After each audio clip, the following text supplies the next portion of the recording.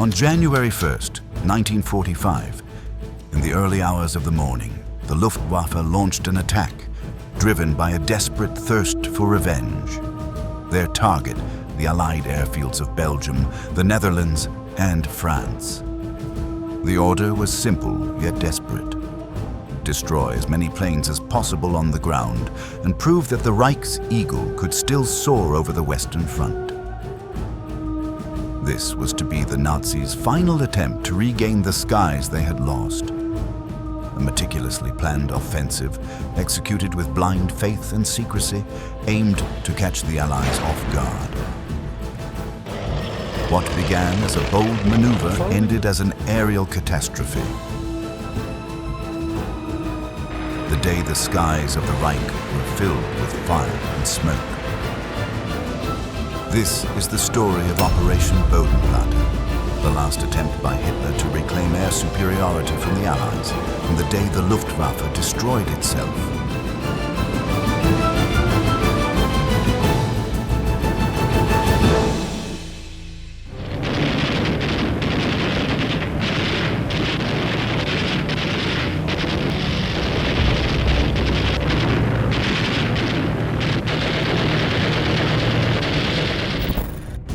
By the end of 1944, the skies no longer belonged to the Reich.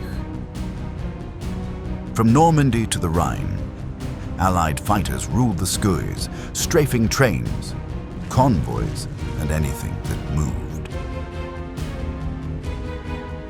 For Hitler and Hermann Göring, this was unacceptable. Without air superiority, victory in the Ardennes offensive was impossible. In their desperation, Operation Bodenplatte was conceived. It was designed as a lightning strike that would restore the initiative Germany had lost. The objective was as audacious as it was reckless. Separated into formations of approximately 60 aircraft, they will strike 17 Allied airfields in the Netherlands, Belgium, and northern France, destroying as many aircraft on the ground as they can. The offensive is designated Operation Bodenplatte. Bodenplatte means ground plate, meaning they're going to grind their boot heel into the Allies' Air Force and grind them to a pulp. If the plan worked as expected, hundreds of Spitfires, P-47 Thunderbolts, and P-51 Mustangs would be destroyed on the ground before they could even take off. But, in essence, it was a suicide mission. By that point, the Allied air power far outmatched anything the Luftwaffe had left. Nonetheless, Göring was convinced of the mission's success and demanded immediate results. The enemy must not have a single plane in the air by dawn on the new year. To achieve this, nearly all of the Luftwaffe's remaining operational aircraft were concentrated. Around 900 planes spread across 34 groups, with more than 1,000 pilots, including weary veterans and young recruits with little training. Simultaneous sorties were planned, with Ju-88 night bombers acting as reference points in the darkness. The operation had to take place under cover of night to increase its chances by utilizing the element of surprise, an old strategy of the Third Reich. Vernachtjagd, or long-range night fighting, was designed to take the fight to the enemy when they were at their most vulnerable, aiming to catch them when they were taking off at the start of their operations or to intercept them during their outward journey. Sometimes they would try to ambush them on the return journey to their home bases. The strategy had varying success and was never mounted on the scale of the night fighter attacks over the continent. The radio silence was absolute. The planes would fly so low that their wings would brush against the trees. It was their only option.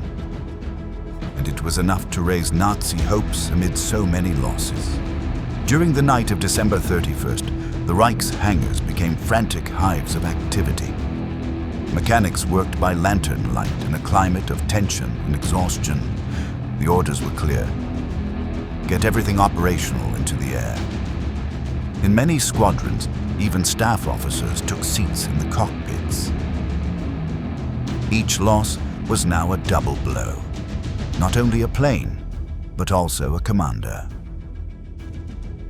There were rumors among the pilots that the attack would take advantage of the Allies' New Year's hangover.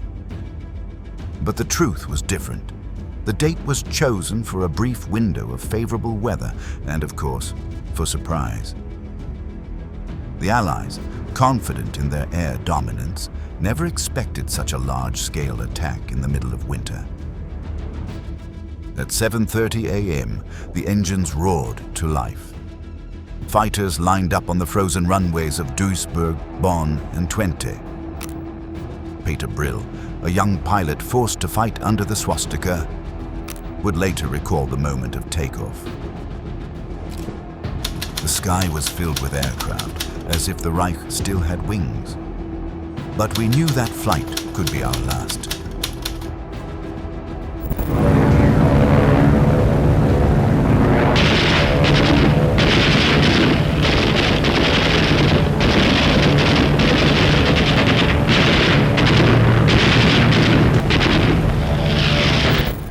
Unbeknownst to the German pilots, they were flying toward the deadliest dawn of the war. The morning of January 1st, 1945, did not bring glory. It brought confusion. By 9 a.m., the western skies were filled with dark shapes. Luftwaffe fighters flew through the winter mist so low that farmers could see the black crosses on their wings. It was an image of strength, but also one of desperation. What the pilots didn't know was that their most lethal enemy wasn't in front of them, but below. German anti-aircraft artillery. Goering's secrecy had been so absolute that the flak units had received no warning. When the fighters crossed into their sectors, the batteries mistook them for an Allied incursion. In mere minutes, the skies were filled with friendly fire. Dozens of aircraft were shot down before they even reached the border, victims of the Reich's own defensive cordon. Chaos erupted in the air as disoriented groups, scattered formations, and mid-air collisions took place. The operation, which relied on perfect synchronization, had already descended into disaster.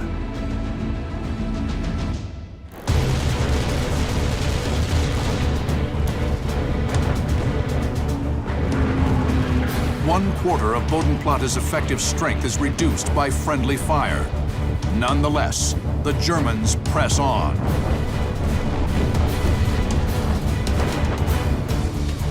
Among the many fighter squadrons are the men of Jagerschwader 11, comprised of 40 FW-190s and 24 Bf-109s. Yet the survivors pressed on.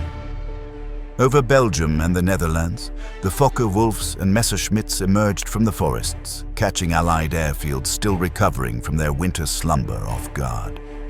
The initial confusion was enormous. At bases like Eindhoven, Asch, or Sint-Denys-Westrim, the first attacks were devastating. Dozens of Spitfires and Typhoons were trapped on the ground, burning in the lines near the runways. In Asch, RAF pilots ran to their planes, only to find them in flames.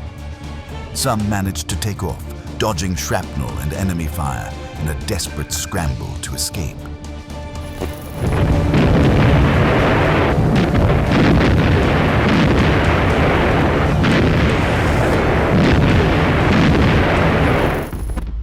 But the surprise didn't last long. The sound of the attacks alerted Allied fighters. Within minutes, P-47 Thunderbolts and P-51 Mustangs were climbing from nearby bases. Equipped with high-frequency radios, flawless coordination, and centralized air control, the Allies closed in. Their technical and numerical superiority began to show. The Germans, who had flown low without communication, were now isolated and without cover. By then, the operation had turned into a death trap. The Ju-88 bombers, which were supposed to guide the squadrons, got lost or were shot down. Many of the fighters disoriented by the smoke and mist, attacked the wrong targets or got lost on their return. Fuel was running low. Escape routes were blocked by the flak, which continued to fire blindly. The aerial battles became fierce but short. Now, we only have 20 seconds of firepower. So even if you just go brr, brr, brr, you do that 10 times, you used up half your ammunition.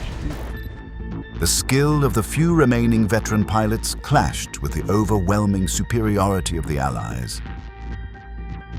Some managed to inflict notable damage. For example, at Eindhoven, the Germans destroyed over 60 aircraft and temporarily paralyzed the runway. But every tactical success came at a heavy cost. At Sint-Truiden, German fighters fell one by one, hit by Mustang bursts patrolling at high altitudes.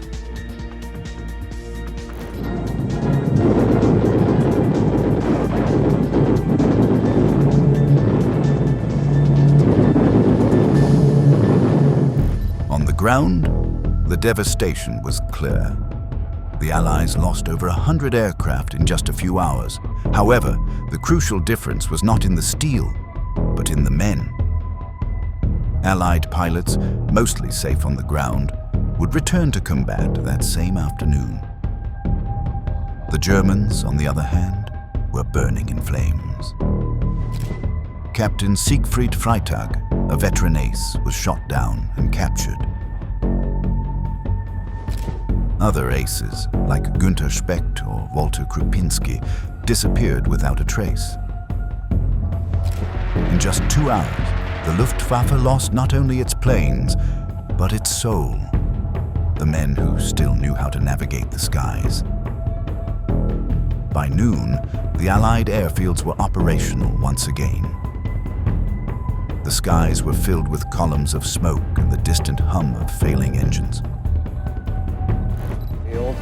And I couldn't believe that we had gotten by with so little visible damage on the field. Incredibly, only one P-47 is shot down in the attack, and no Mustangs. The Germans lose 24 aircraft. Only 4 enemy pilots survive to be taken prisoner.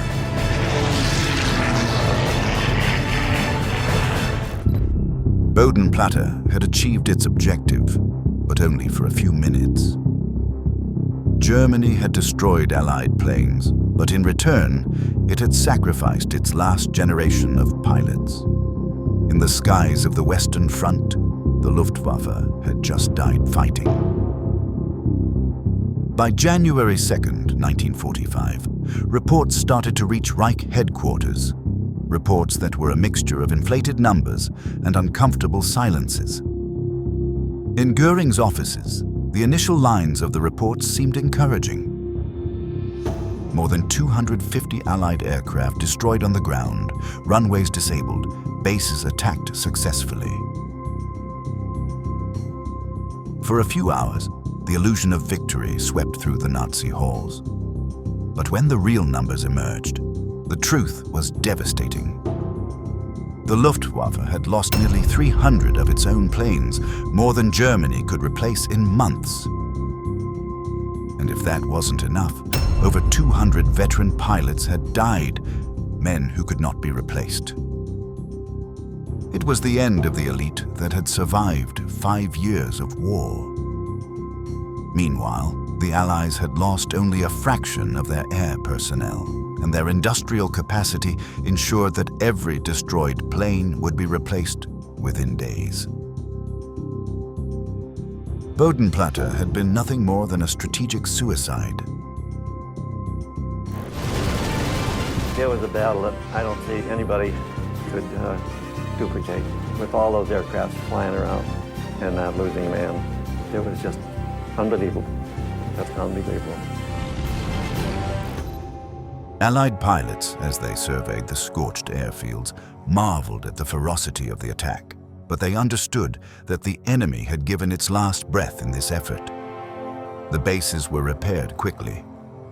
Within 48 hours, Spitfires and Mustangs were back in the air.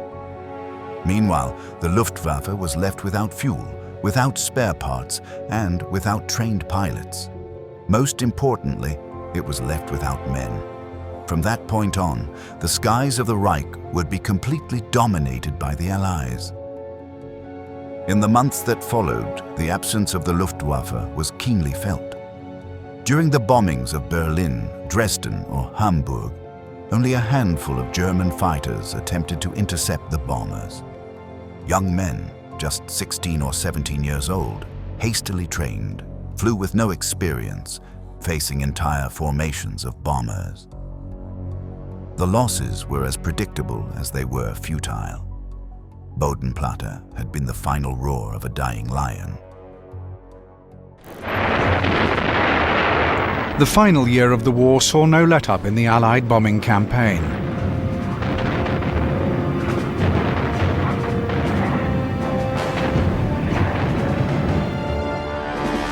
The Luftwaffe employed increasingly desperate measures, but they were too little, too late. The jet fighters of the Luftwaffe did strike fear into the heart of the Allied bomber crews, but there were simply not enough of them to turn the tide of the war. The final irony lay in the intent behind it all. Bodenplatte was conceived to buy time for the ground offensive in the Ardennes, where Hitler's divisions were fighting to reach Antwerp. But when the smoke cleared, the ground offensive had already collapsed. German troops were retreating through ice and the wreckage of their own tanks, harassed by Allied artillery.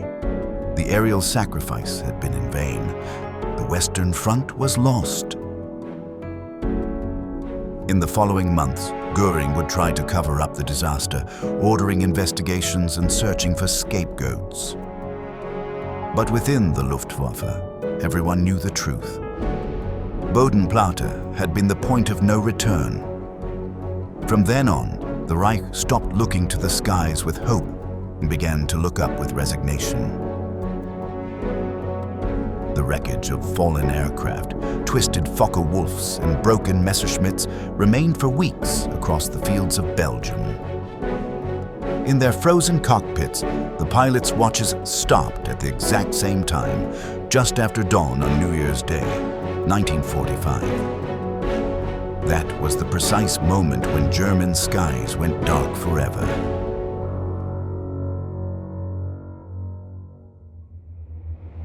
Ultimately, Bodenplatte was more than a defeat. It marked the final breath of an empire that had been dying for a long time. On that cold dawn, the Luftwaffe made its last strike, still believing in a miracle, only to receive its extinction instead. The skies of Europe, which once trembled beneath its wings, were now closed to its smoking wreckage. And from that moment on, Germany no longer looked up with pride, but with nostalgia. Across the fields of Belgium, the remains of its final hope lay in ruins, a stark reminder that even in its boldest moments, the Third Reich could only write the last chapter of its downfall in flames. With that, we reach the end of this story. If you enjoyed this video, we invite you to join us for the next installment.